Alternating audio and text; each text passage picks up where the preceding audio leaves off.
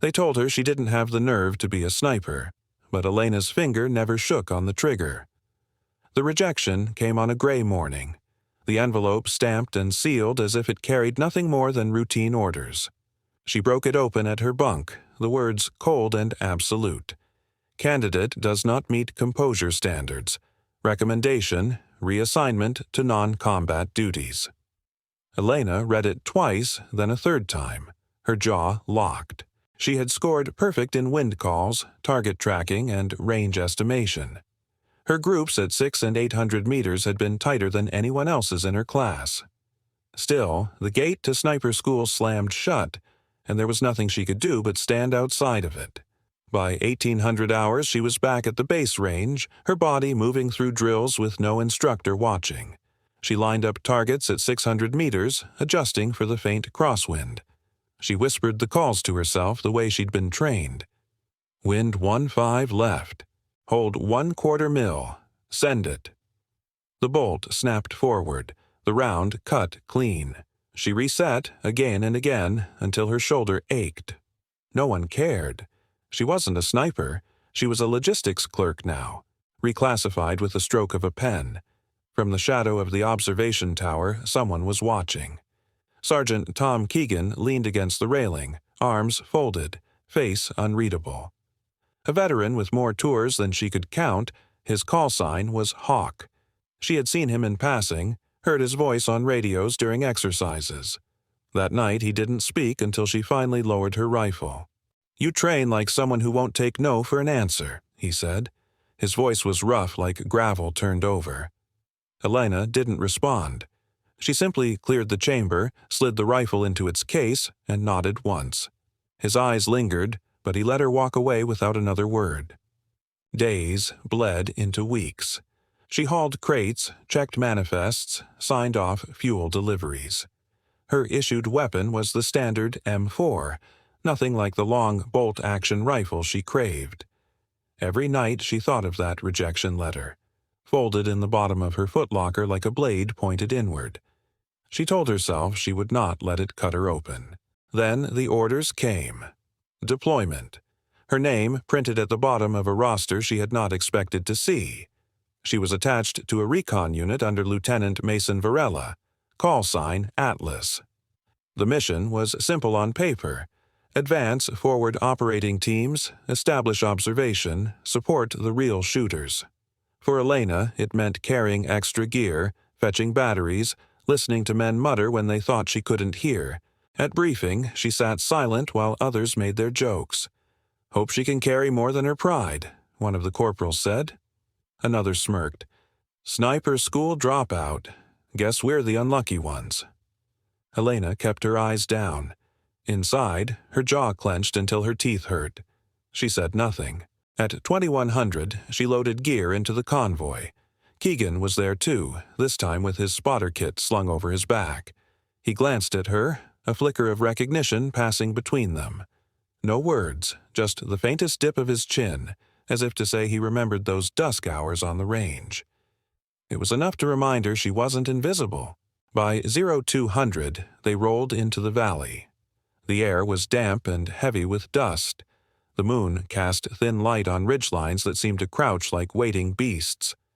Elena sat in the back of the vehicle, her M4 strapped tight, her pack heavier with batteries and rations for the real operators. Every bump on the dirt road jolted through her spine, but her eyes stayed fixed on the horizon. The radio crackled, a voice steady and clipped. "This is Atlas. Check comm." One by one, the team responded. Hawk, Echo. Call signs she had memorized. Voices she barely knew. When it came to her turn, she keyed the handset. "Spectre copies." Her voice was even, calm. The call sign had been assigned at random, a ghost that no one expected to matter. She thought of the letter again, the final line carved into her memory. Candidate unsuited for sniper designation. Yet here she was on a mission that would put rifles and scopes into the dirt, where chance and chaos decided who survived. She wasn't trusted with the trigger. Not yet. Her role was to carry, to follow, to endure. Still, as the convoy crawled deeper into hostile ground, Elena Marquez felt something ignite in her chest. They had closed the gate on her, but they hadn't buried her skill. Not the stillness in her hands, not the focus in her eye, not the unshakable truth that she could make shots others only dreamed of. And when the night erupted into chaos, she would discover that sometimes rejection was only the beginning. Pinned down in the valley, every rifle jammed silent, except hers.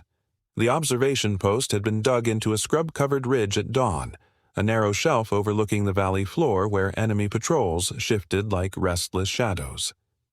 Atlas had marked the coordinates with care, choosing high ground with a clean line of sight, but by late afternoon the silence shattered.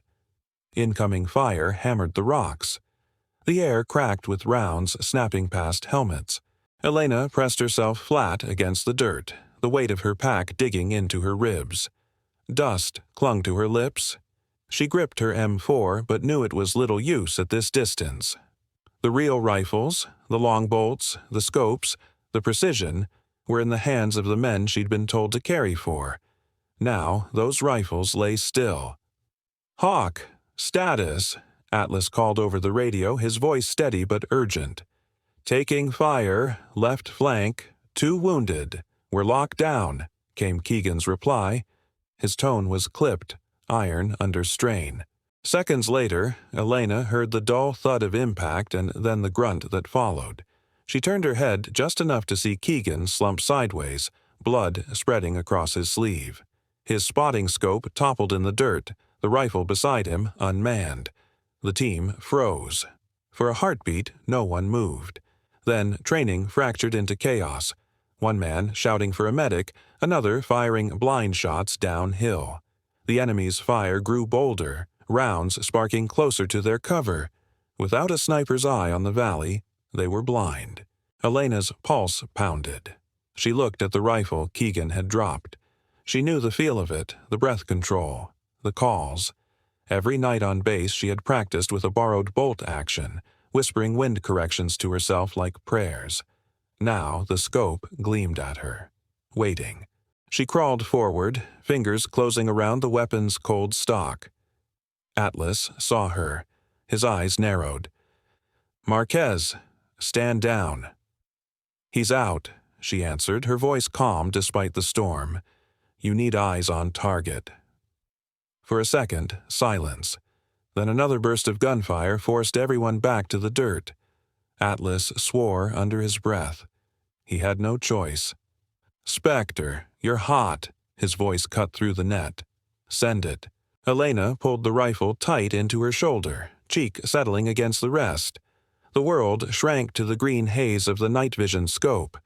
Targets flickered into focus. Figures darting between rocks at 1,200 meters, uphill at a 15-degree angle. She steadied her breathing.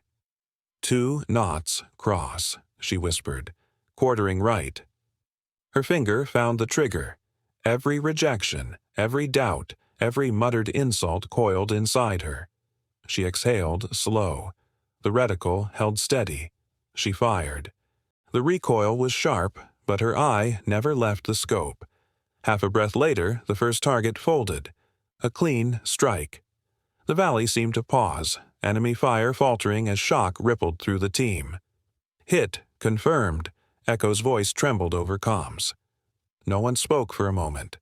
Then Hawk, still bleeding but conscious, forced words through clenched teeth. "That's a damn fine shot." The firefight shifted. With Elena on the rifle, the balance tilted. She moved smoothly from target to target, her calls precise, her hands unshaken. Fear had burned away, leaving only clarity. Each squeeze of the trigger cut space into silence. Atlas watched her, his jaw tight. This was the woman the system had dismissed. The one told she lacked composure. Now she was the only reason his unit was still alive. By the time the last figure melted into the dark, the ridge was quiet except for ragged breathing. Elena eased the bolt open and let the spent casing fall. Her body trembled, but not from fear. Only the release of tension coiled too long. No one cheered. There was no room for celebration. But when Atlas finally spoke, his voice carried something new. Not skepticism, not dismissal. Respect, reluctant and real. "Spectre," he said, "stay on that scope. We're not done yet." She nodded once, her cheek returning to the rest, her eyes fixed downrange.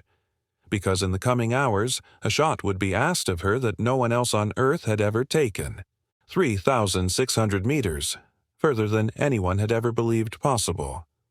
The dawn air was thin on the ridge where Elena lay prone, her cheek pressed to the cool stock of the rifle. Below, the valley stretched like a map scrawled in dust and shadow. A convoy wound through the early light, armor glinting faintly in the low sun. At its center moved a figure they had chased for months, Black Fang, the enemy commander whose orders had left entire platoons broken.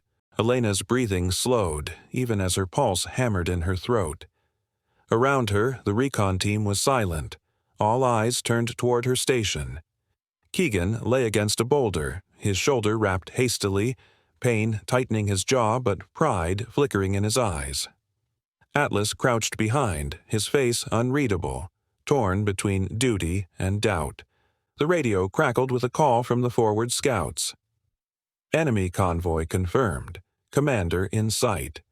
Range 3,600 meters.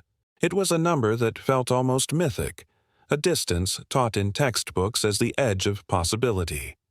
She adjusted the scope, the reticle dancing over heat haze, terrain distortion, the faint shimmer of dawn. Her world shrank to crosshairs and calculations. "Wind call," she murmured. 2 knots cross, quartering right. Elevation. Uphill, 15 degrees. "Coriolis effect?" she asked almost to herself. Keegan's voice rasped through the comms. "At this range, account for it. Quarter-inch hold east." Her thumb brushed the bolt. The custom-modified 338 rifle sat heavy but steady against her shoulder, a weapon denied to her in training, now cradled in her arms as if it had been waiting for her all along. She inhaled through her nose, exhaled through parted lips, the air trembling out. Atlas finally spoke. His voice was low, reluctant, but firm. "Spectre, this is Atlas. Send history." Her heart stilled. Time seemed to stretch thin, brittle. She thought of the rejection letter, its cold ink declaring she lacked the nerve. She thought of nights at the range, 600, 700, 800 meters passed in silence. No witness but Keegan's shadowed nod. And she thought of the men beside her now, their lives knotted with hers, waiting for her to pull the trigger. She squeezed. The rifle barked once, sharp and singular. The round tore into the distance, swallowed by the valley's silence.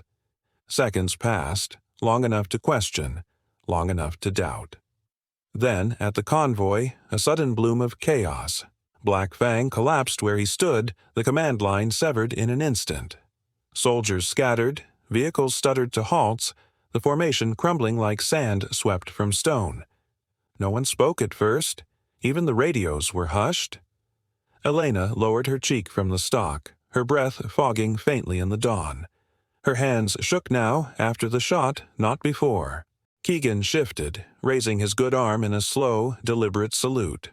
His eyes, worn and sharp, held hers with something unspoken. Atlas keyed the log pad with measured fingers, his tone even but weighted. Confirmed. Longest shot recorded. Target neutralized. The radio filled one by one with voices across the unit. 6 helmets bowed in silence. 6 call signs offering salute. Not cheers, not shouts, just respect. Elena closed her eyes. The rejection, the doubt, the long nights of silence, all of it fell quiet beneath that salute. She had not been chasing recognition, only truth. And truth had spoken at 3,600 meters. The sun broke higher over the valley, painting the wreckage gold. She rose slowly from the scope, her knees stiff, her shoulders aching, but her spirit sharp as steel. No words could rewrite what she had done. One bullet had redrawn the boundary of what was possible. They had told her she did not have the nerve. Now the record bore her name, and somewhere beyond the valley, word of her shot was already running faster than the wind.